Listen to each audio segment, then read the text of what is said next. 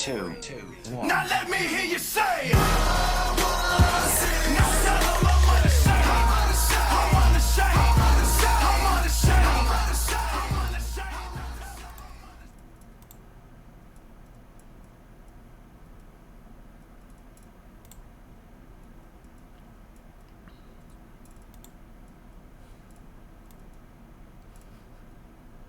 Hello, my name is Robbie. On here, I'm Templar Knight. Every person who believes in God but does not attend a church has a story why. But it's said that whenever 2 or more people gather in God's name, that He is there. So welcome. This is church. I'm glad you're here.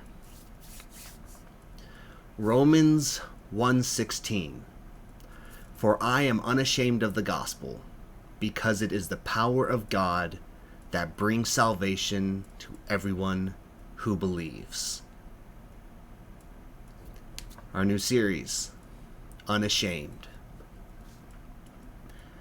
I was trying to figure out how to start this series, what song would be the most fitting, how to begin, and I realized that before I can even start, I have to explain some things, because I am not a big fan of church words. So how do I convey what we're going to talk about with so many big words that people might not understand? So we'll start at the very beginning, because it's a very good place to start. What does it mean to be unashamed of something? Because it's kind of a confusing word. So I started out, I hit Google. What is unashamed defined as? It means not ashamed. Well, that's not very helpful. So I searched a little deeper. Without hiding behavior or opinions that people might consider unacceptable. Big, dumb words. I wanted something that was easier. So how do I explain what it means to be unashamed of something? Well, okay, let's start with the easy part. What does it mean to be ashamed of something? Well, if we're ashamed of something, it means that there is something about us that we're not proud of, that we would prefer to hide. Something we don't need to have everyone know. When I thought about this, there was one thing that was very clear to me in my life, that, well, I've got something I'm ashamed of. For those of you who know me well enough, you know that on Thursday nights we come here and we'll build cars out of Legos, we'll play racing games, we'll hang around, talk, and make sounds. But I like cars. I really like cars. The late 90s, early 2000s JDM, the Japanese domestic market cars, I like cars. So I wanted to show you guys a picture.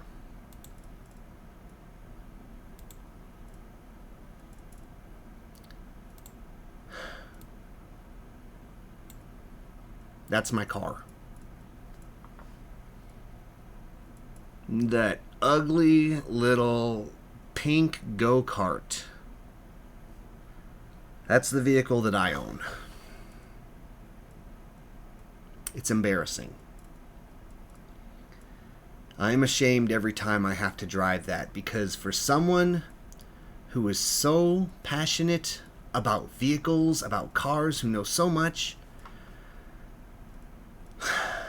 to have that thing sitting in my garage, bruh, I'm ashamed of my car. But it does what I need it to do. I have a company van that I drive to and from work, so I don't need a car often. I've got a wife who has a very functional car, and she gets motion sickness if she doesn't drive. So whenever we go somewhere, she has to drive, we take her car. Okay. My car was around for emergency purposes only. I don't even think it's been outside in the last 3 years. But I have it. I honestly don't even know if it runs anymore. It has been so long. But I'm ashamed of that car because as someone who was such a big car guy, why don't I have a cool car? Why don't I have some old school purple cruiser? Some nice muscle car? The mascot to my stream has a better car than I do.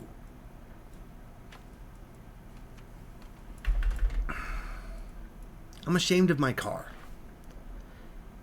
And it's not because I don't want anything better. It's because I'm going to say I tell myself it's because I'm responsible enough not to waste money on something I don't need.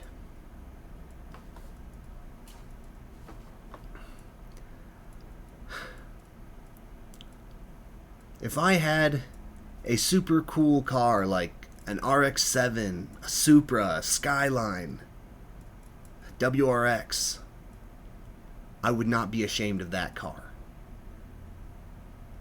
I would drive that thing everywhere. I would go to the car shows. I would let everyone know how cool my car is. But I've got a Chevy Metro. I'm not bragging about it.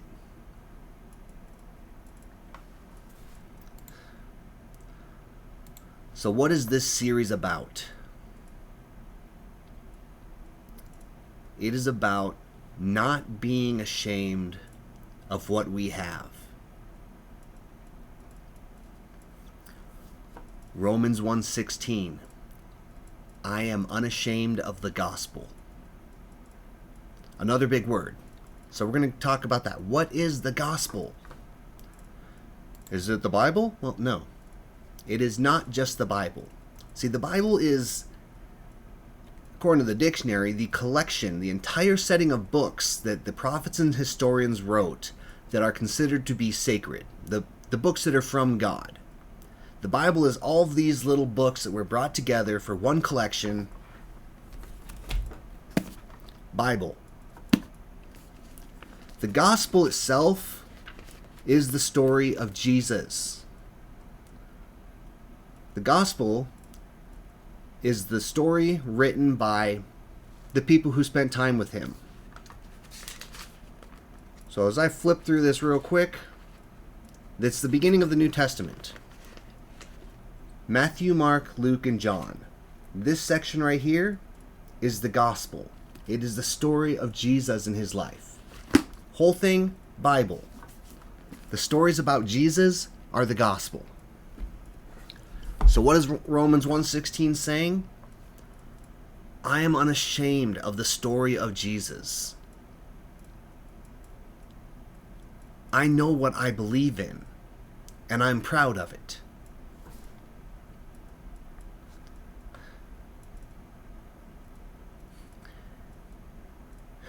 If you ever read any part of the Bible, if for some reason you haven't started, start at the beginning of the New Testament. Don't start at the very beginning of the Bible. It's a very good place to start, but don't. For your first read-through, start at the New Testament. Read those 4 stories. Matthew, Mark, Luke, John. Read those first, because they are the most important.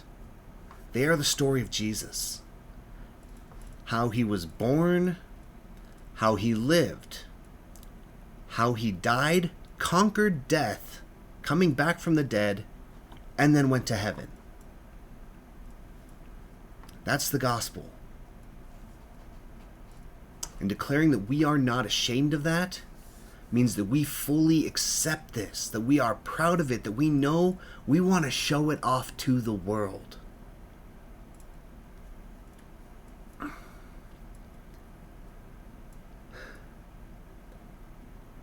I wasn't sure if I was going to talk about this next part or not, but I'm feeling it. Every so often there is a, let's call it a Jesus revolution. Every 20, 30 years, the world comes around to realize that hey, we're pretty screwed up. We need something to make this right. We need something that we can take to fix everything that is going wrong. Give us a foundation that we can rebuild.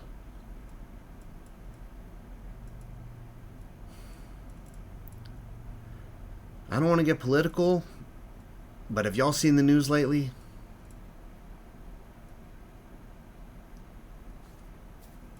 There's one thing that I have noticed over these past half a year, maybe a full year now.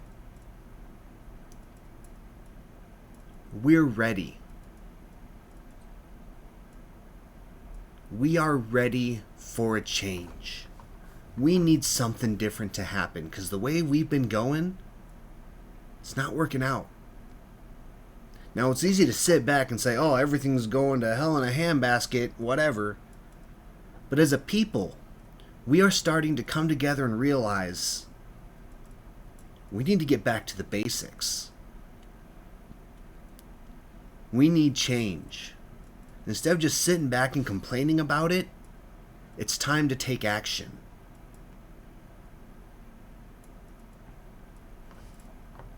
So that's where we come in. Because as more and more people realize how screwed up everything is, they're going to want a solution. Why don't we be the ones to lead? Why don't we set an example and be ready to open doors? You know how hard it is when people show up in streams and they just want to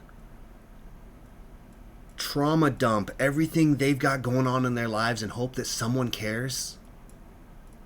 We've all seen it. All of us who stream or attend people's streams, we see this.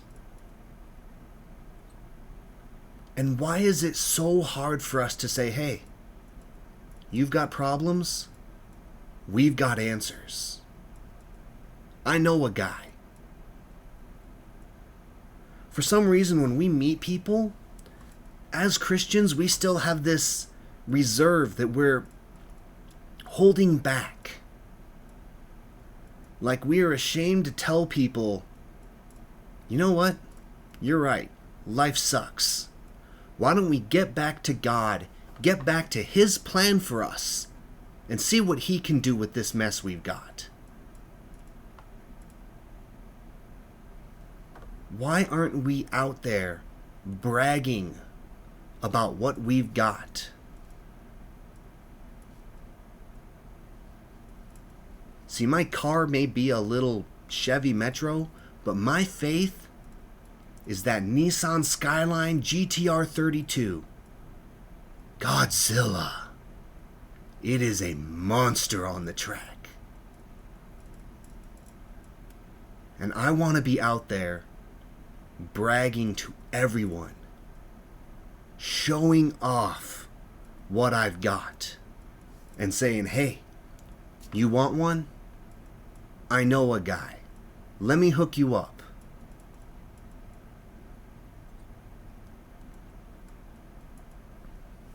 Now, it's kind of a fine line, because I'm not saying go out and tell people that I'm right and you're wrong. I'm saying it's time for us to be proud, to let people know that we are proud of what we believe, to stop hiding it. You know how nervous I am Sunday nights when I raid somebody I don't know and I take all of you to someone else's stream and they ask me what I did? And I've got to say, oh, we just did a Bible study. Not knowing how that's going to go over, because you're not supposed to talk religion on Twitch. You're not supposed to talk politics.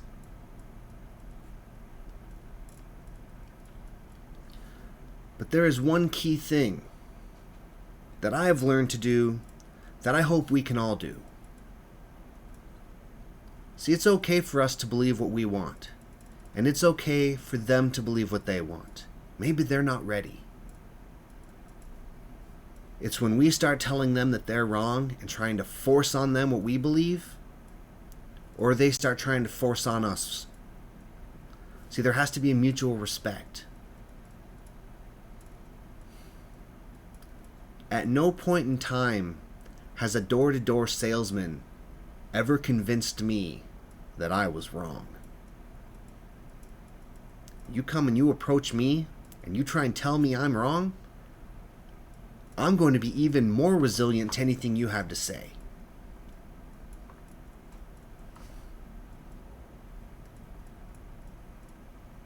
But what if we're not telling people, hey, you should get this faith. This faith stuff, this God person is amazing. Instead of trying to cram it down their throats, why don't we live by example? Say, hey, you know what God's been doing in my life lately? God has blessed me. God has been doing some amazing things, and I wish you were a part of it.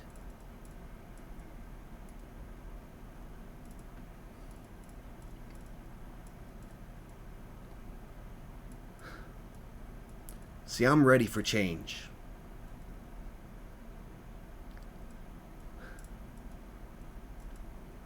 I'm ready. I am sick and tired of being ashamed of what I believe in. Feeling like I have to be careful because what if I offend somebody? What if someone hears I'm a Christian?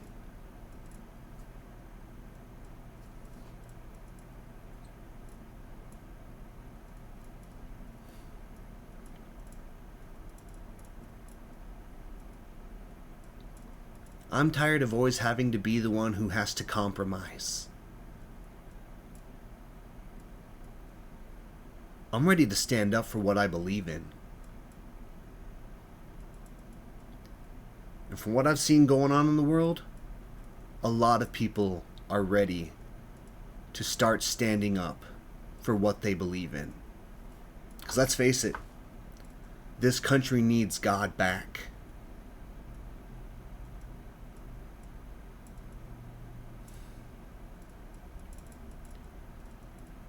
Not only this country,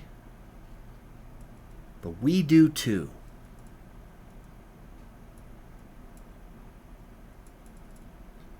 We need to come back to the basics. Get our lives right with the Lord. And then be ready to lead. Because if there's one thing that I have learned since I started doing this Bible study,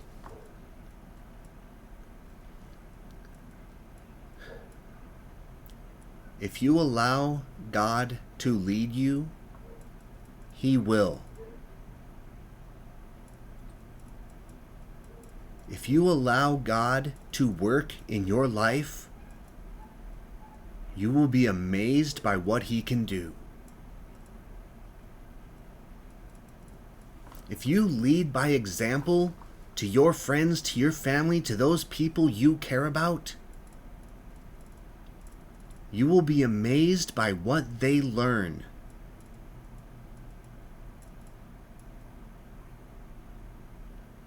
See, I'm not telling you to go and cram religion down people's throats.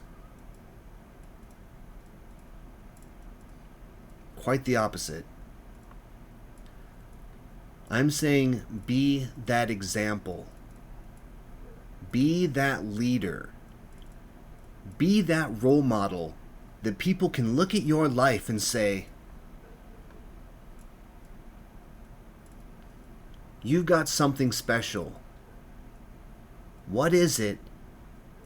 And how do I get it?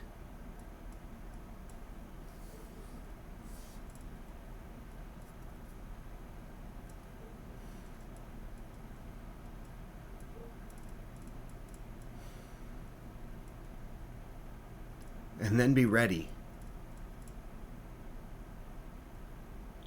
Because the power of God is something special. And I know how you can get it.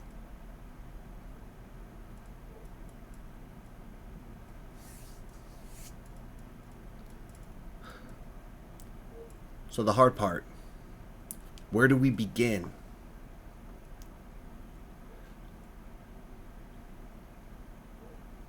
So you have to decide.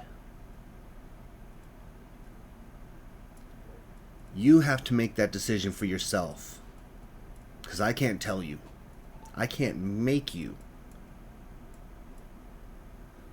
All I can do is try and lead. So you're going to have to be the one to decide. I'm never going to put you on the spot. I'm not going to do that church thing where I say, "It is time we all come to Jesus. Raise your hands if you want to be saved and let's pray." I'm not going to do the peer pressure thing.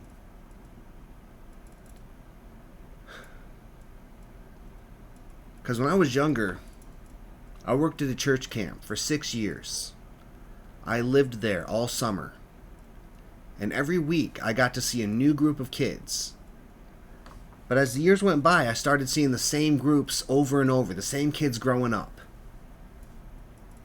And the first year, there was this group, 3 high school girls, freshmen. And that last night at camp came, the time where the goal is to get everyone to give their lives to God before we send them back home. That's how we're a successful camp. And these 3 girls, they come up to the front and they're standing in front of the campfire and they're just bawling and they're weeping. And Pusha was like, "When I'm at home, I was drinking alcohol and I was smoking weed and doing drugs. And I've been sexually active and I've been hateful towards my parents and I don't listen. But I found God this weekend. I found God at camp, so everything's gonna change." And everyone would cheer and be so happy for them. Because that sounds like an amazing conversion, amazing commitment.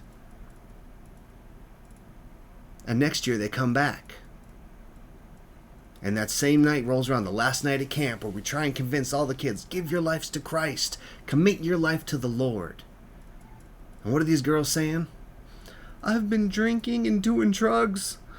I've been sleeping around and yelling at my parents. But all that's going to change because I found God this week.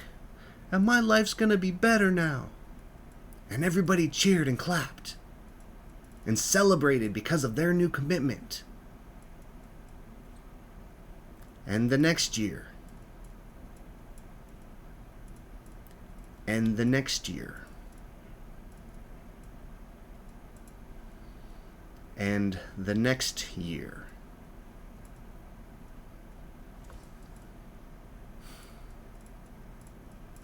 See, giving your life to Christ is not some impulse decision. Don't do it if you're not going to stick by it. Wait until you're ready. Because it's a commitment. It is a life-changing decision. And it's not easy.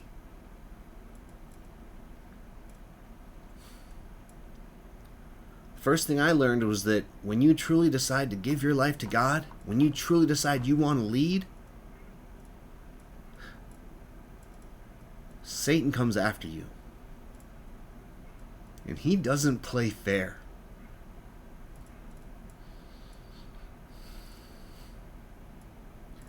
And he will do everything he can to try and break you. And just like those girls from church camp, a lot of times he wins.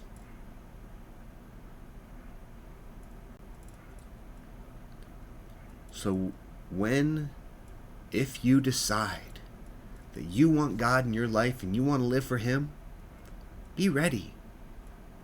Be prepared. Have people there to support you.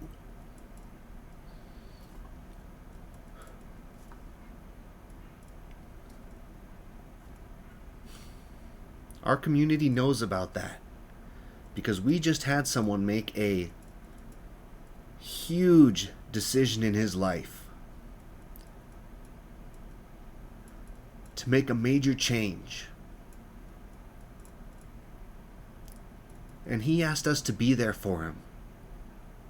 And we were. And so when it got difficult, we supported him and we cheered him on. And with his community, he's succeeding. He's doing great.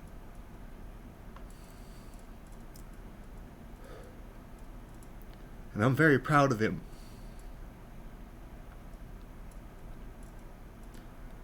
See, I've seen a lot of you make big decisions in your life. I've seen this community come together.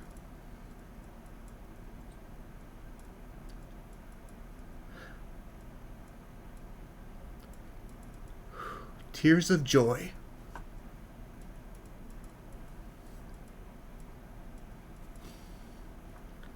I'm proud of you guys.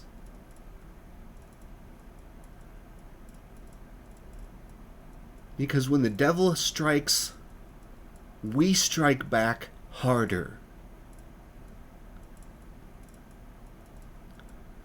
When the devil attacks, we've got each other's back.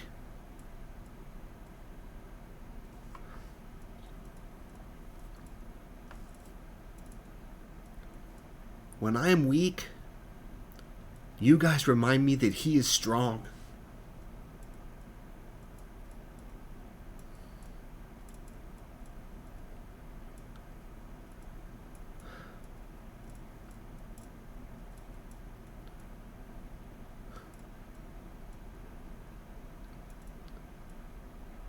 So I'm ready.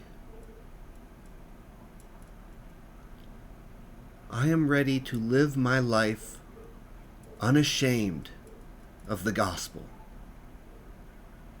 I'm ready to be proud in my faith.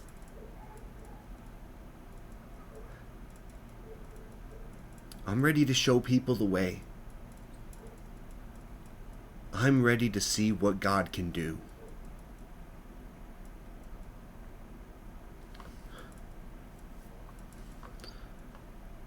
This is that part where everything inside the pastor part of me says, now you ask them to do the same.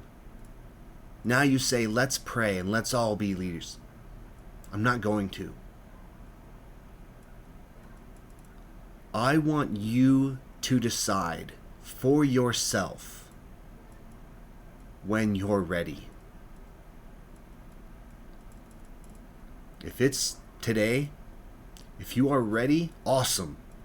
If you're not ready, awesome. Maybe it'll be next week, maybe it'll be next year.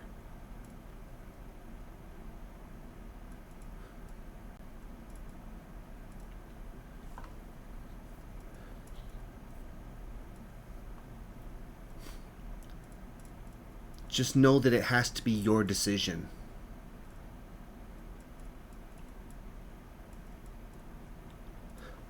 So whenever you're ready, God is there, ready for you.